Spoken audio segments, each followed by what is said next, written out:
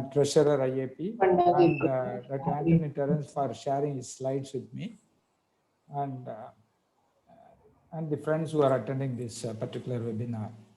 And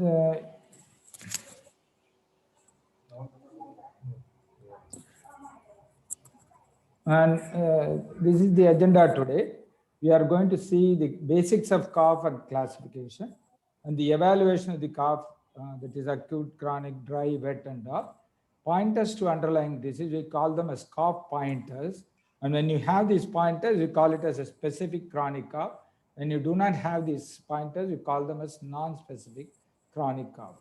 And when to refer, that's an important thing for a practicing person in the periphery, and summary of what we are learning today, or are going to learn today. And the basics of the cough. Cough is a protective reflex, we all know. It helps to clear the airway secretion and protects against aspiration.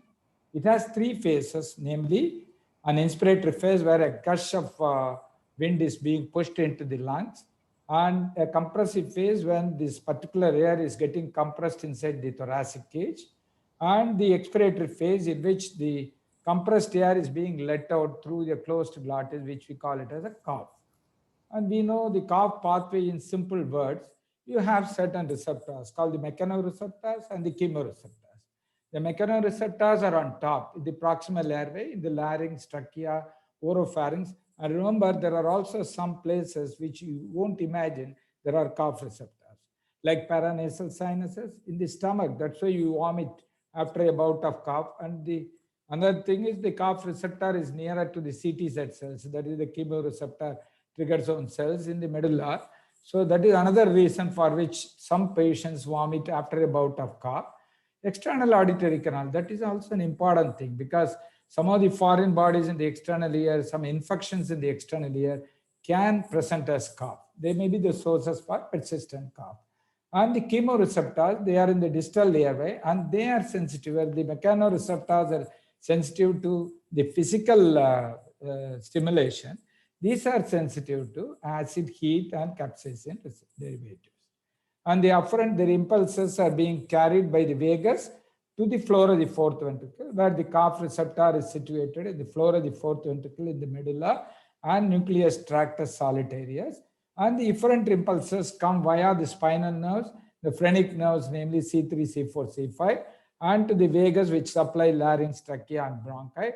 And when these impulses come via the efferent, there is a stimulation of the spinal nerves, and the muscles contract suddenly. So an intrathoracic pressure is created.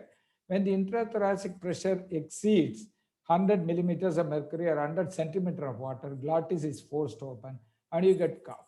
Why this cough pathway is important? Because you can attack the mechanoreceptors by physical means. For example, the steam inhalation by demulsions in the upper airway. Chemoreceptors may be attacked by the antihistaminics and the mucolytics, mucokinetics, etc. And there are also other neuromodulators that are coming into practice, which are being on the verge of getting they are accepted for regular use in the day-to-day practice. And coughing in children can be troublesome and has a major impact on child sleep, not only on child sleep, parent sleep. Suppose you go to a secretariat and a particular person had cough in his child the previous night, your particular file won't be moved. So there are also a lot of impacts on the cough in the day-to-day and the economic aspect also. And it has a considerable parental anxiety. And you have different kinds of classification. This is very important. An acute cough is up to 2 weeks because you don't do anything during the acute cough. Subacute cough between 2 to 4 weeks. And chronic cough is more than 4 weeks. And etiology, it could be specific. As I said, when you have some etiology, you call it as specific. When you do not have etiology, you call it as non-specific. This applies for the chronic cough. And the nature, dry cough and wet cough. The treatment of or management of our algorithm of dry cough is totally different from the management of a wet cough. The evaluation is by history, onset, whether it is an acute onset in which you expect a virus cough or a foreign body cough. Duration, it's a long duration, 4 weeks, 6 weeks, 8 weeks. You think of chronic illnesses like tuberculosis or impacted foreign body or hyperreactive airway disease, etc.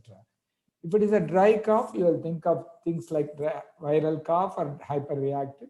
Wet cough, you think of productive secretion as in bronchiectasis or in conditions like protracted bronchial bronchitis, which you call it as PBB, which we will come to that later.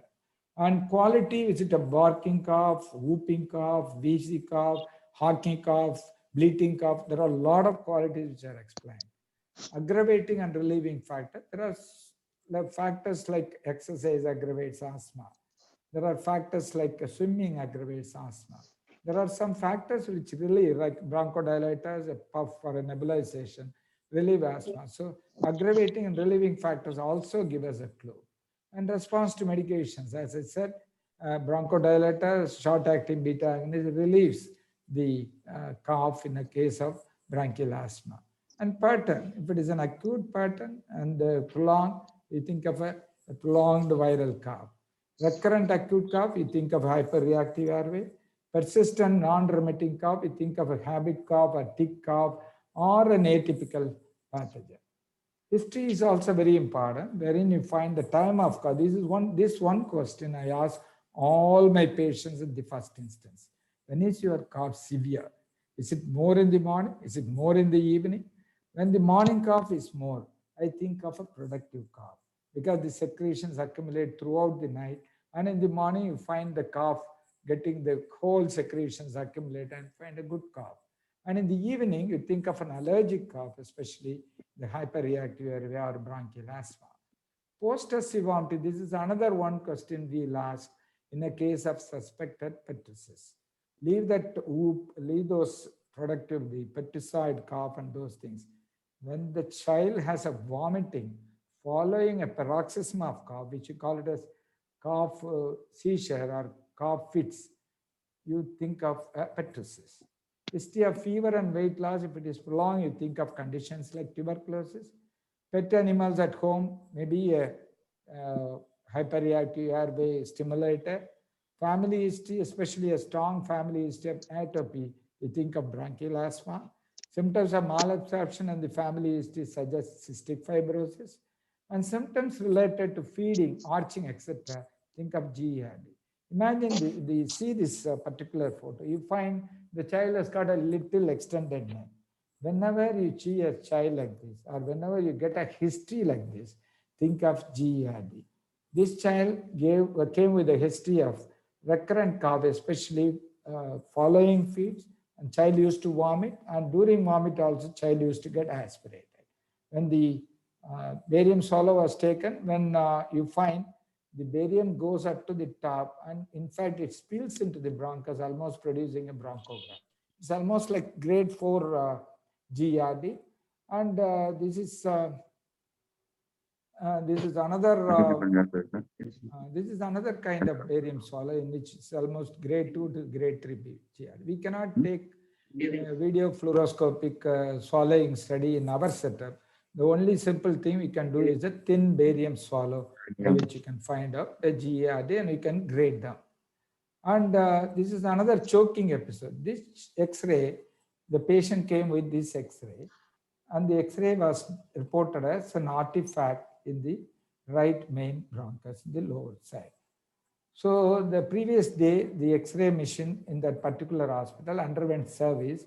So the particular radiologist thought some screws are left behind in the table, and inadvertently the radiographer has taken the X-ray, and that has come in the X-ray. No, this was not. The history was the child has a prolonged cough, and it came in paroxysms. Occasionally the child coughs, and when it coughs, it tries almost to bring out something from the bronchus. And when the bronchoscopy was done, this particular rusted screw came out. So each and every history of the mother is very important. And morning headache, night cough, think of sinusitis, postnasal drip.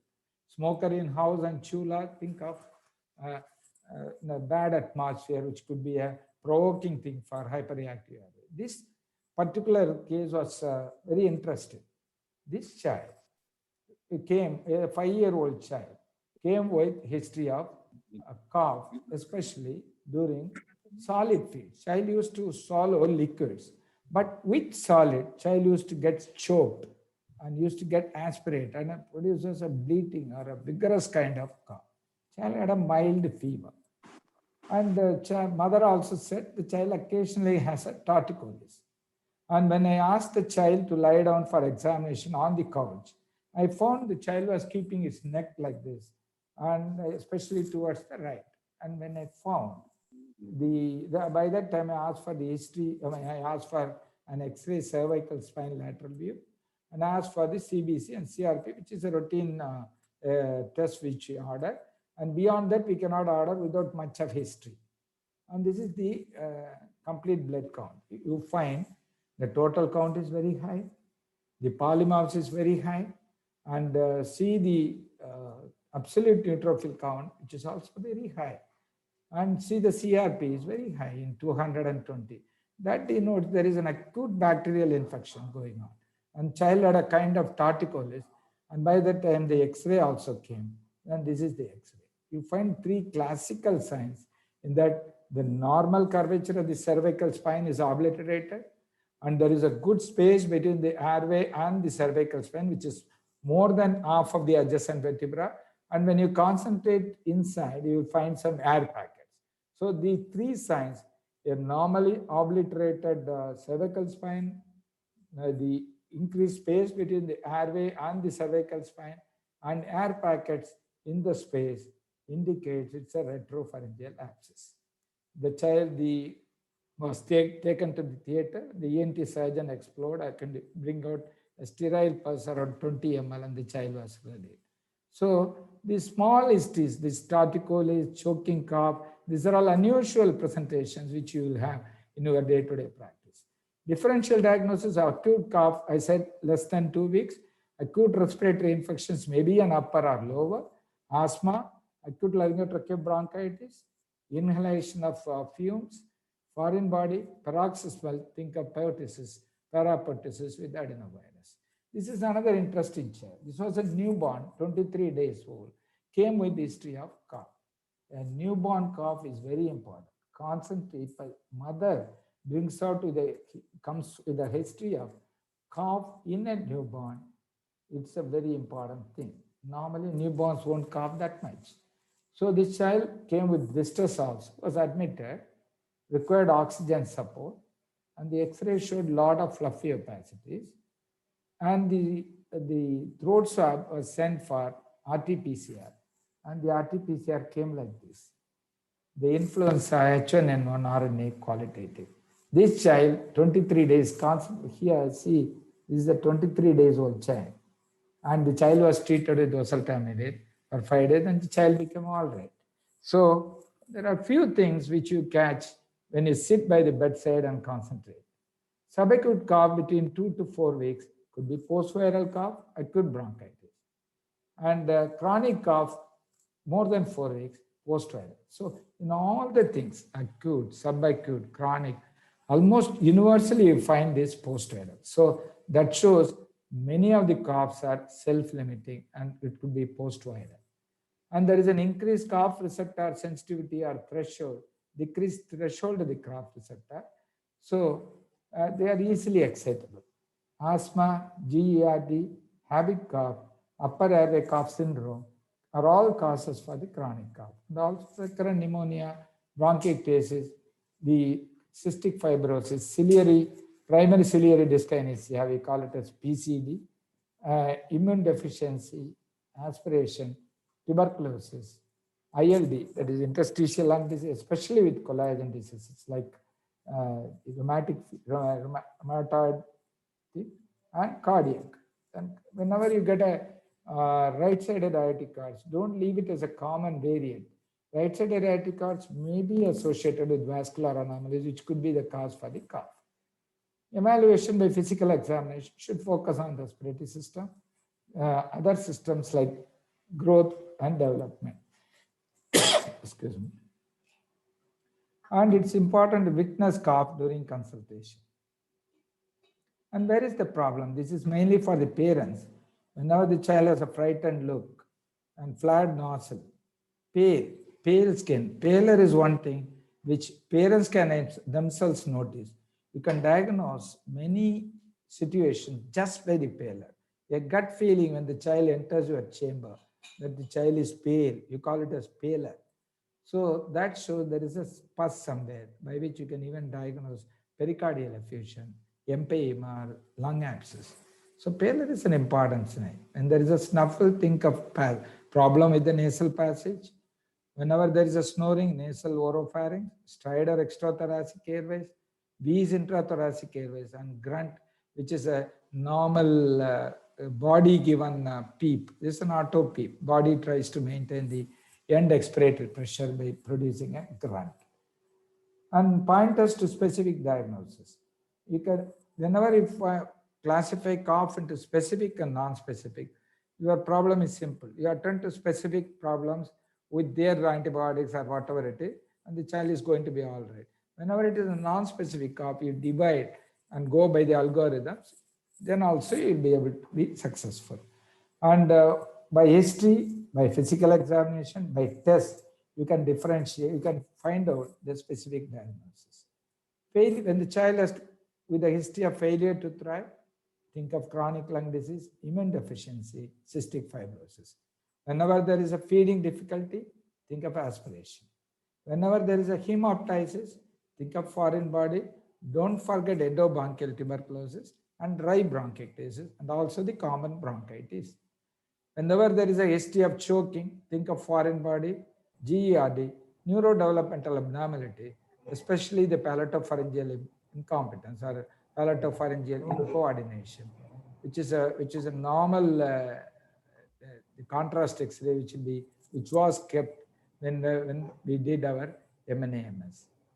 Chest pain and restrictive cough, pleurisy and asthma, and pallor I said suppurative lung disease.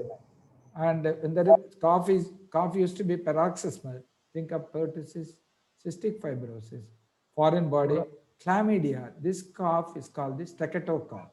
And concentrate on this particular staccato cough will be like this. Child used to cough. After every cough, the child used to have deep inspiration. That is called the staccato cough. Because why I'm telling, we had a case scenario in which we diagnosed chlamydial infection just by this staccato cough and mycoplasma, followed by whoop and vomiting, pertussis and parapertussis, namely the adenovirus, etc. Whenever it is present during day and absent during night, think of habit cough, or we used to call it as a psychogenic cough. That word is not a respectable word, so we can call it as a habit cough.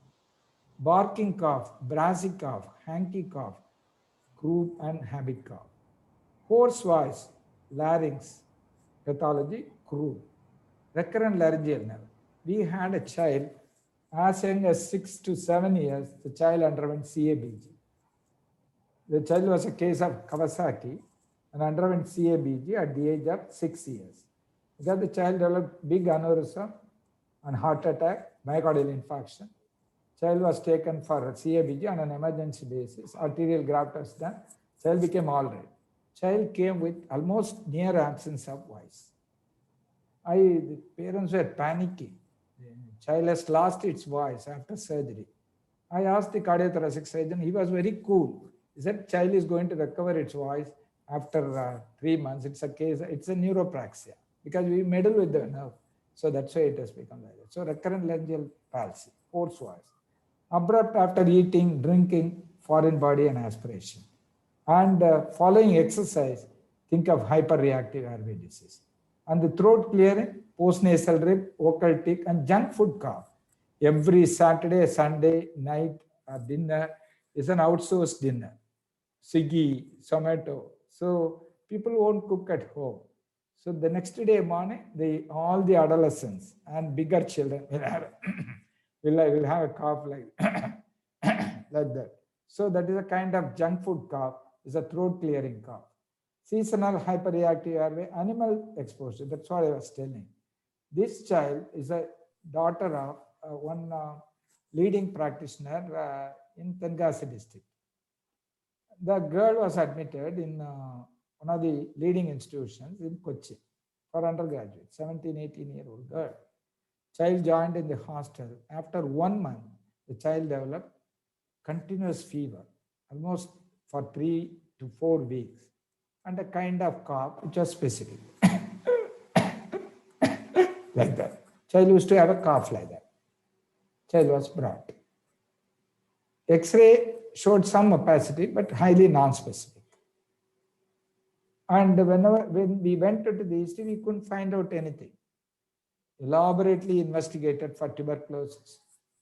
Nothing could be found out. Child would have lost around, child or girl would have lost around 2 to 3 kg by that time. But suddenly I remembered, this girl is an ornithologist. She is interested in birds. She used to have a lot of birds at home. Then I asked her, do you have some birds in your room? No, uncle, I don't have any birds. But the pigeons, they settle in the window, near the window of my room. And I used to feed them every day because my study table is near the window. Then we got the flu. The droplets of the pigeon were the big source of psittacosis. And this is a Chlamydia psittaceae, and the child was given a course of doxycycline for 3 to 4 weeks and became all right. So history sometimes will be highly rewarding. You can save the child. Dyspnea and cough, acute lung and cardiac injury, cardiac disorder. Children who cough several times a minute with regularity, especially during the day, absent by night, tick cough. Sputum, clear mucoid, slightly purulent, allergic cough. Drugs, ACE inhibitors. Remember, they can produce a kind of cough, a throat clearing cough. And having finished the history, come to the physical examination. ABC, airway, breathing, circulation for any child. And SpO2 has become the order of the day, especially following COVID. And growth, acute loss of weight is a big problem. Chronic loss of weight, again a big problem. We think of different conditions there, different conditions here. Workup breathing, whenever the workup breathing is very gross, you think of an acute disorder and the child may need ICU admissions. And listen to cough. I said, listen to cough. You have to listen to cough. If it is not possible, ask them to inhale maximally and forcibly exhale repeatedly. Like that, when you ask them to exhale repeatedly, cough reflex will be initiated. You can watch the cough in front of you. And hint is another thing, head, eye, ENT. Eye, subconjunctival hemorrhage, pertussis, flectin. In our days, flectin or flectinular conjunctivitis was given much importance. People used to do Mantoux and used to give anti-tuberculosis treatment. I think slowly ophthalmologists have forgotten the importance of flectin now. Nose, polyp, foreign body, pale mucosa. When concentrate half a second for the pale mucosa, that is an allergic mucosa. Whereas when the mucosa is very red, angry, it is a viral infection. Throat, tonsil and adenoid face, slightly opened mouth, postnasal drip. Don't miss that. Hyperinflation, chest abnormality, chronic lung disorders, asthma and cystic fibrosis. Pallor, I said, is very important. Clubbing, suppurative lung disease and cystic fibrosis in the pediatric group.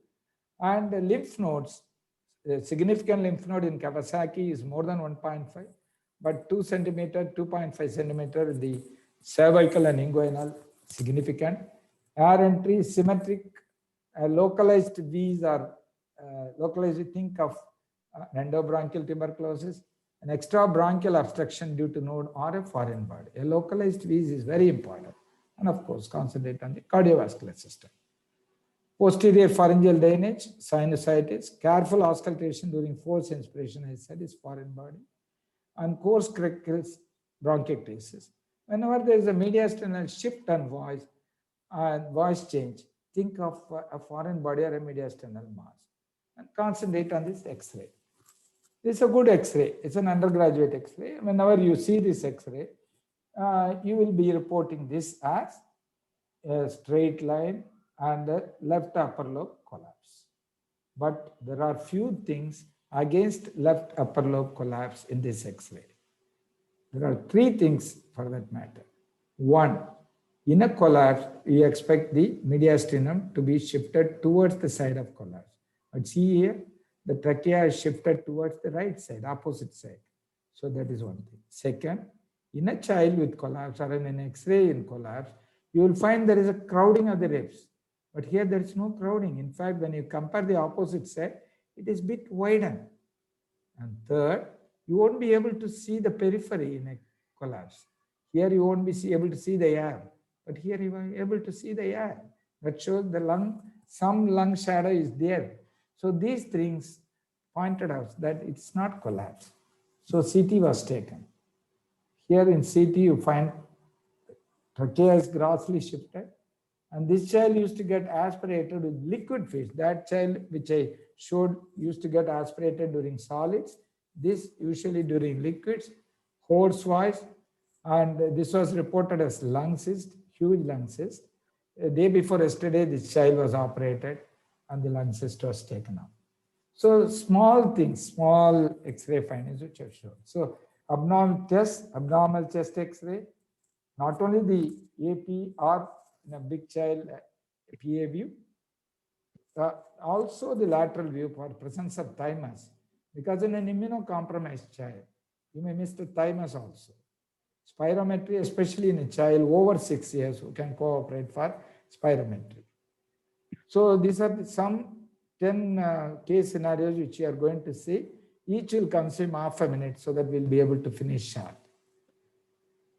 Viral URI, a healthy child, which is the most common cause of cough in a viral upper respiratory. That should be the carry home message at the end. In a well child with a normal examination, investigations and treatment are not needed. Usually the cough settles within 2 weeks. 10%, it may extend, go up to 4 weeks. But when there is tachypnea, when there are lung signs, think of bigger things like pneumonia, bronchiolitis, Waltrey, and when there is a barking cough, go. So I said healthy child is a viral URI, cough syrups and OTC medication and can have significant side effects and are not safe in children less than 2 years. Bronchodilators are not effective in non-asthmatic cough. Antibiotics are not generally effective and inappropriate for acute cough due to viral URTA. Honey may be helpful. That is one of the things which you have found now, but should only be used in children over 1 year for fear of botulism. Dose is 5 to 10 ml at bedtime for up to 3 days. Old things are returning now. Education is an important intervention in child with acute cough. Tell them it is a self-limiting nature of illness, avoidance of exposure to smoke, warning signs of worsening, like unable to drink, grunting, increased work of breathing. So those things should be told to the parents, and cough hygiene or cough etiquette should also be taught. Second scenario, atopic child. Bronchial asthma, remember, is a clinical diagnosis. You diagnose bronchial asthma. Alternate diagnosis should also be excluded before the bronchial asthma diagnosis. To establish a diagnosis of asthma, clinicians should determine that episodic symptoms of airflow obstruction, and the physician should have auscultated and should have diagnosed an expiratory wheeze. Airflow obstruction is at least partially reversible and should have been responded to treatment. Atopic child or a bronchial asthma child should have cardinal symptoms like cough, chest tightness, shortness of breath, noisy breathing, wheeze, and the atopic child will have an X-ray with the mucoid plug obstruction and the lower patchy atelectasis. And for an atopic child, a spirometry is a must, especially a child over 6 years. A one-time spirometry at least is a must. Inhale medication, and in allergic rhinitis, you can give antihistaminics and nasal steroids. Then going to the infections. Third scenario. Consider tuberculosis when there is an unexplained fever, more than 2 weeks, persistent unremitting cough, more than 2 weeks, weight loss. If you are lucky, you will be able to see the mediastinal lymphadenopathy. Mostly, you will be seeing only hilar, miliary lesions, and cavitations are lucky, catchy things. Bacteriological diagnosis, AFB smear, MTB gene expert and MTB culture. Treat with ATT. This is a pertussis cough in a child. It's a classical pertussis. Concentrate on three things. There are paroxysms of cough. In between the child is normal. There is an inspiratory whoop, and there is a post-tussive emesis. And the post-tussive emesis should be given equal importance as whoop. Whenever the child vomits after a bout of cough, think of pertussis. Atypical presentations can be in young infants, immunized infants, and older children who can present with post-tussive emesis. RT-PCR will be positive, and macrolides, azithromycin, 10 mg per kg for 5 days. Admit less than 6 months of age, or whenever a young child comes with complications due to pertussis, like apnea, cyanosis, pneumonia, and child is encephalopathic.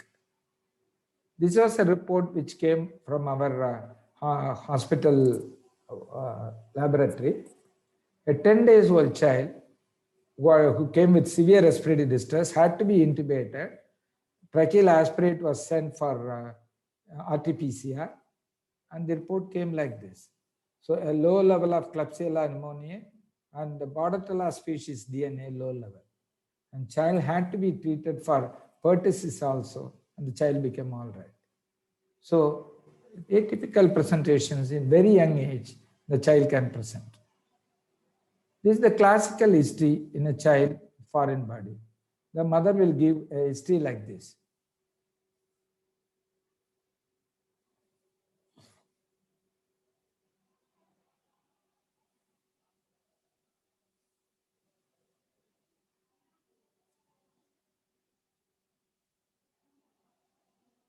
And this is the thing, a fear of apprehension in the face of the child as if it has done something grossly wrong. And usually it comes to the mother and then tries to embrace the mother as if it has done a gross mistake. And mother would have witnessed choking, or an elder sibling would have witnessed choking. And sudden onset of cough. There is a differential air entry and monophonic wheeze that shows there is a wheeze during inspiration and expiration, location being the upper airway. And the chest X-ray, you might find an obstructive emphysema as you find a grossly inflated left half of the chest, or you find a patchy atelectasis in the right lower lobe, or this is a normal chest after this was, the foreign body was removed. Courtesy Dr. Anthony Terran, this is his bronchoscopic video, removal of a foreign body.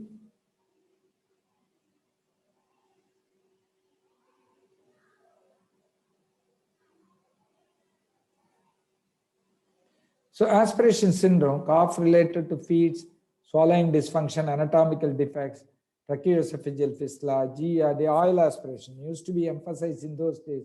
Don't give oil bath, don't give oil bath, especially to the mothers, because child may get aspirated whenever the oil, during bath, whenever the oil falls in front of the nose. And video fluoroscopic swallowing study, pH study with manometry, can diagnose GERD, but in our setup, especially in a periphery, a thin barium with a trained radiologist can easily diagnose the grades of GERD. Rare, the CHT vascular rings and upper airway cough syndromes. And this is another cough which we see occasionally in our day-to-day practice. See, there is a child. Child has got a definite honky cough or a bleating cough. Child goes on coughing.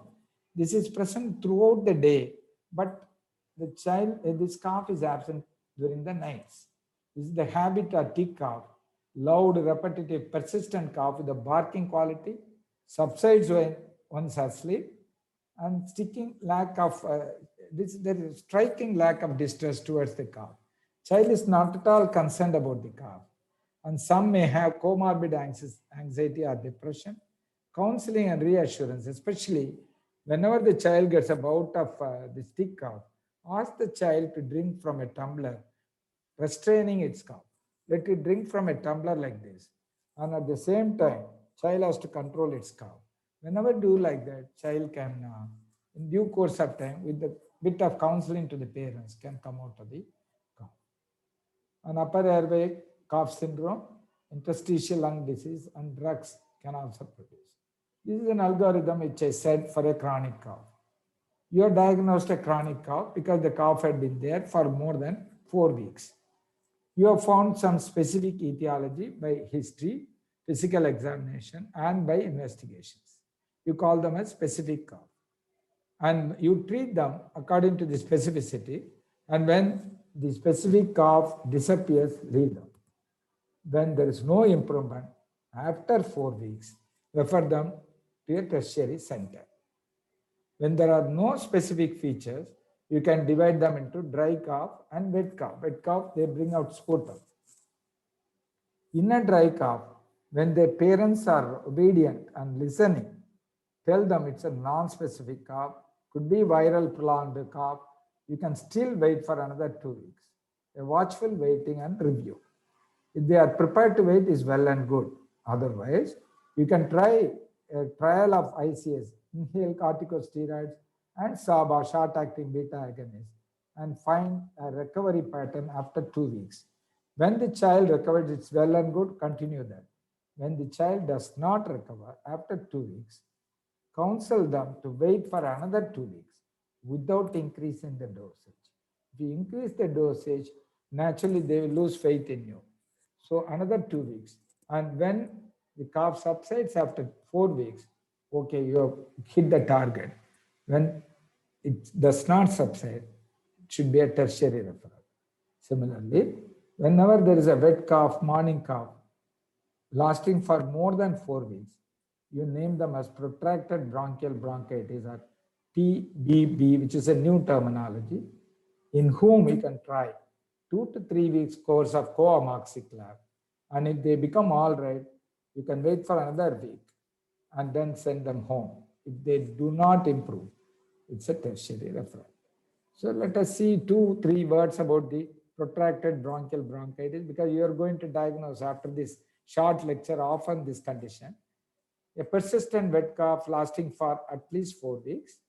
These are 3 of the criteria. All 3 should be there. There should be absence of signs indicative of an alternative specific cause, namely mucociliary disorders like cystic fibrosis or primary ciliary dyskinesia, immune deficiency, aspiration syndrome, congenital anomalies like vascular, GERD, palatopharyngeal incoordination, etc., etc. When there should be absence of those signs. And third, the cough resolves in 2 weeks with 2 or 3 weeks with appropriate antibiotics. All 3, lasting for more than 4 weeks, absence of specific findings, and third, cough resolves after 2 to 3 weeks of co-amoxiclav. Don't think cystic fibrosis is a rare diagnosis. It is a common diagnosis. We don't diagnose them often. It's a genetic condition where there is a thick mucus.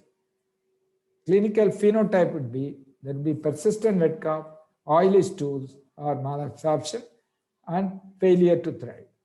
In summertime, you will have findings of metabolic alkalosis, hypochloremic, hyponatremic metabolic alkalosis. In sick infants with dehydration, think of cystic fibrosis. And clubbing is a hallmark, peripheral hallmark. Diagnosis is by sweat chloride test and by genetic assays. Treatment is multidisciplinary approach. Primary ciliary dyskinesia, this is another thing which we do not diagnose often, but pulmonologists diagnose. PCD, we call it. It's a genetic condition where there is an impaired ciliary motility. Neonatal respiratory distress, they present in the neonate 70 to 80% with respiratory distress. Situs inversus in 50%, you call it as cartaginous or something. Early onset persistent wet cough, early onset persistent nasal discharge. These are all things which we often see in neonate, but don't we have the mind to diagnose? We don't. The early onset persistent wet cough, early onset persistent nasal discharge, or have PCD also in your mind. Diagnosis by combination of tests, namely a decreased nitric oxide, which is the available test, HSVM, high speed video microscopy, genetics, and TEM, transmission electron microscopy. All these things are done by the pediatric pulmonologist. Refer them there, and it's a multidisciplinary approach. Chronic wet cough, your old bronchiectasis, and for this you need HRCT and not bronchiectasis. Bronchiectasis not you can diagnose by chest X-ray as in olden days because you miss often the bronchiectasis. Morning cough, wet cough, foul smelling cough, think of bronchiectasis. And there is a clinical bedside clue. Cystic fibrosis will also have a wet cough, morning cough, but the sputum will be non-foul smelling. A non-foul smelling, purulent cough, think of cystic fibrosis. Purulent cough in the morning cough, think of bronchiectasis, especially due to anaerobic infections. For the periphery pediatricians and practicing people, these are all the normal things which we normally do in our day-to-day practice. Complete blood count, CRP, chest X-ray, MAN2 should never be forgotten in the present day because I find a lot of juniors forgetting MAN2 nowadays. And total IgE and absolute eosinophil count both carry meaning. And pulmonary function tests, which we normally do not do, but try to make it as a habit, especially in children who are cooperative above 6 years. Probably it's a must in asthma. Resting gastric juice aspiration, especially when you suspect tuberculosis, when a child cannot expectorate, especially a child less than 6 years. And bronchoscopy and bronchoalveolar lavage is also in a child in whom an infection is suspected, but the specificity is lacking. But remember, both in RGJ and the BAL, it will be slimy and mucoid. Whenever you send it to the laboratory people may reject the thing, saying that it does not contain sputum. Tell them the BAL aspirate and the RGJ aspirate will be slimy and it will be like saliva and it won't be like a thick, purulent sputum. So don't discard that material. Prevention, and if you are unable to get the sputum in a child, 5 to 10 ml of 3% sodium chloride, give a good nebulization and give them a vigorous physiotherapy, especially with the parents, because when you strike, the child cries, the mother will start shouting against you.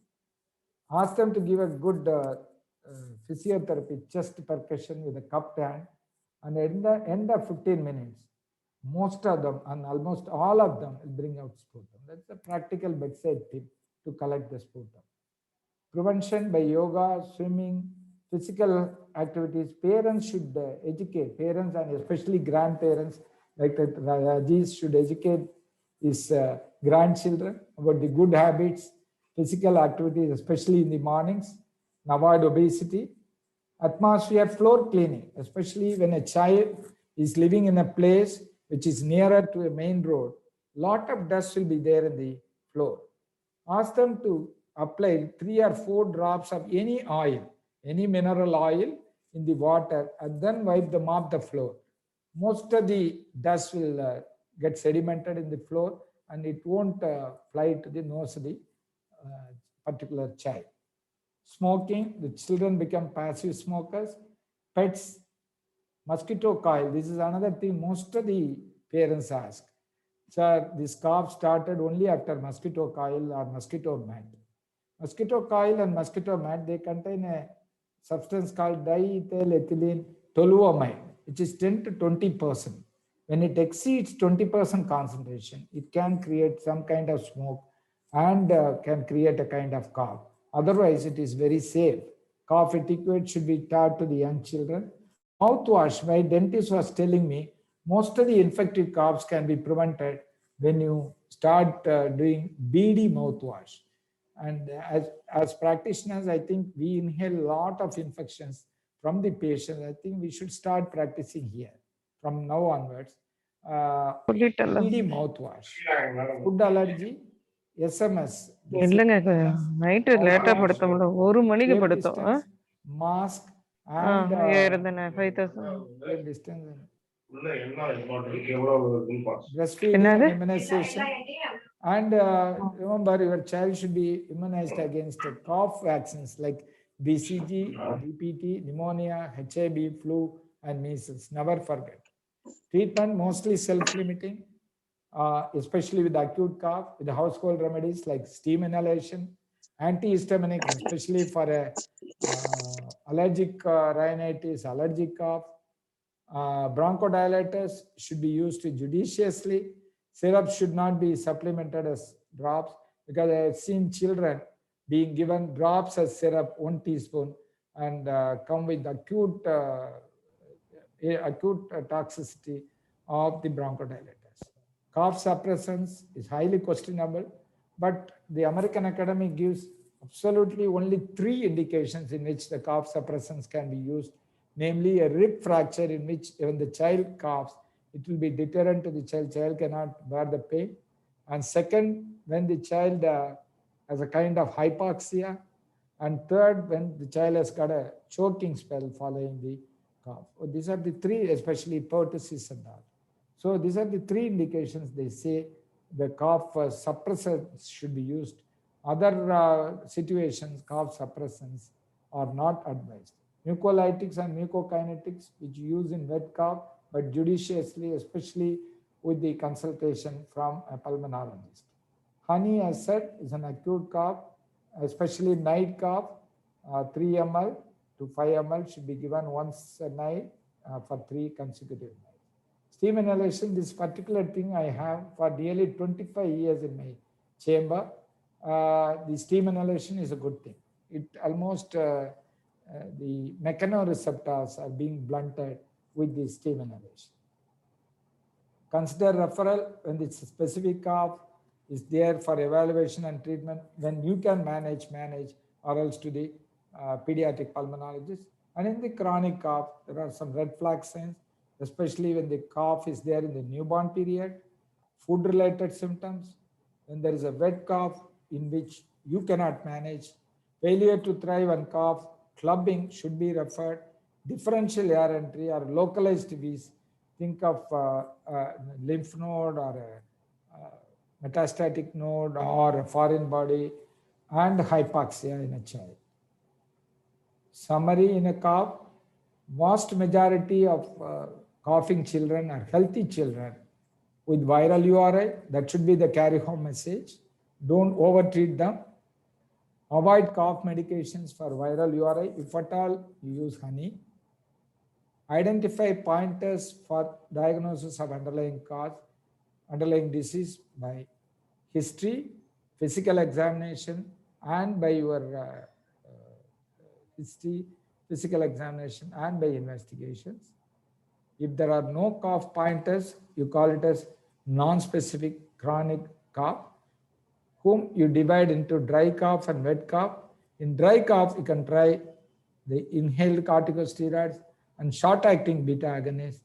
In a wet cough, mostly it is protracted bacterial bronchitis, and it exceeds 4 weeks. You try co-amoxiclav for 2 to 3 weeks. If they respond, it's a protracted bronchial bronchitis. And give them how to prevent later occurrence. Think of suppurative lung disorder when this protracted bronchial bronchitis extends beyond 2 weeks or 3 weeks of antibiotics, because most of this PBB can lead to bronchiectasis in later age.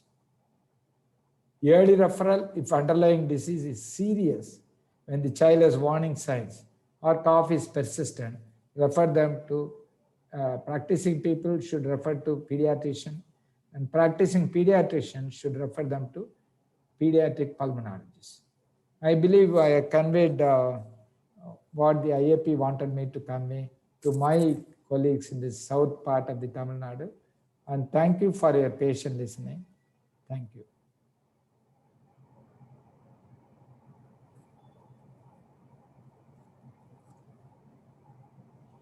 Any questions? Unmute and then ask. I think Dr. sir audible? I am audible now? Yeah, you are audible. So it is even though it is a cough, we thought it is a very simple topic. But you have elaborated in a wonderful way that cough is not a simple thing. I always used to tell there are cough, fever, the smaller complaints. Don't take it very serious easily. We have in my 35 years of practice, both in pediatrics and adult, we are seeing many complaints are ignored by our doctors, especially even starting from the periphery, even up to the super specialist. So this cough, we should always think how much it will be troubling the parents and grandparents, and we should take the correct history, and we should think what is the problem. Sir said some investigations. Many people will think that a cough, we will say he will have a wheezing cough, we will write a bronchodilator or another thing, but it is not so. So to conclude, he has elaborated the cough very nicely, and as usual with 40 years of experience, and Sir not only a good academician, but he is a good practitioner, and he has presented very nicely, and the IAP should use him for the entire state. As IAP EB member, I request our secretary and the president to have frequent Zoom meetings nowadays. Nowadays, Zoom meeting is very easy than the regular meeting, and hope we will have then and there meeting. Only the timings can be up from 4:30 to 5:30 like that. This is my suggestion, and others can give their suggestion. Sir, Tirumale Kurunduga sir has come. I think he is now practicing between morning 10 to 4 or 4:30, and many people, senior people, started practicing, cutting the evening practice. Tirumale Kurundu sir. Unmute, sir.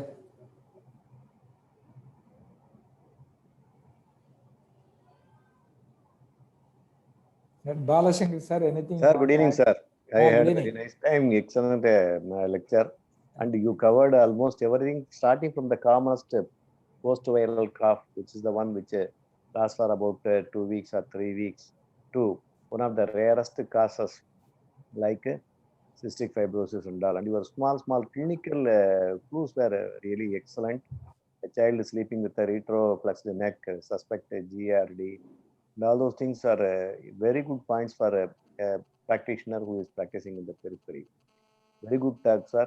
And I heard a new word, junk food talk, which occurs in the morning after having a heavy food outside. Monday morning. Is it due to GRD, or is it due to the chemical ingredients that are sticking to the throat and causing irritations?